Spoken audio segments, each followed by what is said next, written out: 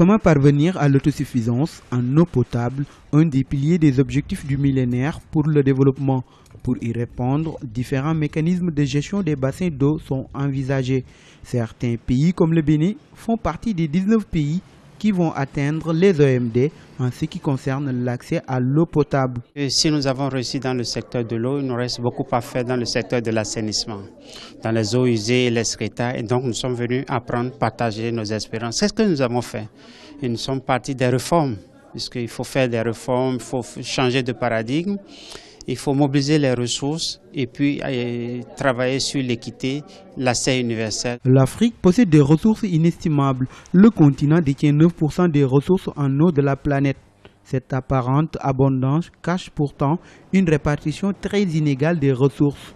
L'or bleu est mal géré et à cela s'ajoutent les questions d'assainissement.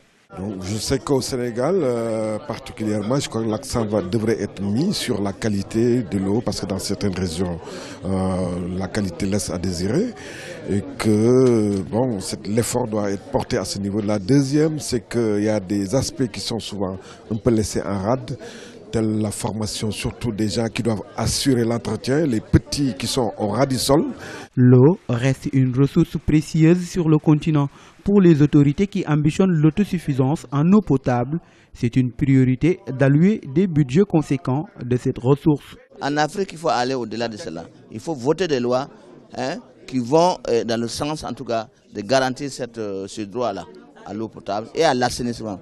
Vous savez que l'assainissement, nous sommes très en retard par rapport à l'assainissement, très en retard depuis longtemps parce qu'on a toujours négligé l'assainissement. Mais nous pensons que maintenant, l'assainissement doit aller de pair avec l'eau potable. La 5e semaine de l'eau à Dakar a pour objectif ambitieux d'accélérer le programme de développement des ressources hydriques. Elle vise notamment à valoriser la question de l'eau en Afrique et servir de mettre l'accent sur la vision africaine de l'eau pour 2025.